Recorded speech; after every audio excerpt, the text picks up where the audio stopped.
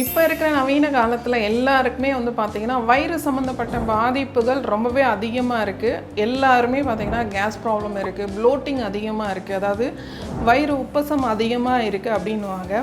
நிறைய பேர் பசிக்கிற மாதிரி இருக்கும், ஆனால் சாப்பிடுவாங்க, கொஞ்சமாக சாப்பிடும்போதே வயிறு உப்பசம் அதிகமாக இருக்குதுன்னு சொல்கிறாங்க. இதுக்கு இன்ஸ்டண்ட்டாக ஒரே ஒரு நிமிஷத்தில் சரியாகிற மாதிரி 3 ரெமெடி சொல்கிறேன். இதை நீங்கள் ஃபாலோ பண்ணிங்கன்னா நிரந்தரமான ஒரு தீர்வு கிடைக்கும்.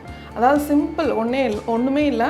நம்ம அட்லீஸ்ட் படுத்துட்டு இல்லை ஸ்ட்ரைட்டாக உட்காந்துட்டு 4:4:4, அதாவது 4 நிமிஷம் வந்து காற்றை வந்து நீங்கள் உள்ளுக்கு இழுங்க, 4 நிமிஷம் காற்றை உள்ளுக்கு ஹோல்ட் பண்ணுங்கள், 4 நிமிஷம் கழித்து காற்றை வெளியே விடுங்க. அதாவது டயஃப்ரமேட்டிக் ப்ரீத்திங் சொல்லுவாங்க. இந்த டெக்னிக் நீங்கள் யூஸ் பண்ணும்போது ப்ளோட்டிங் பிரச்சனை முழுமையாக தீரும்.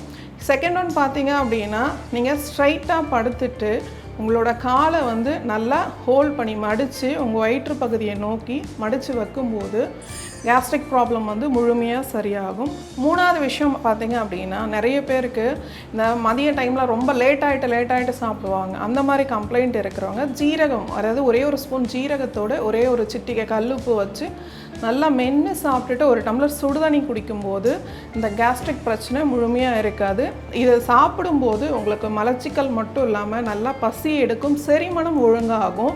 முக்கியமாக இதை நைட் ஷிஃப்ட் பார்க்குறவங்க உபயோகப்படுத்திட்டு இதனோட பெனிஃபிட்ஸ் எப்படி இருந்து கமெண்ட்ஸில் தெரிவிங்க.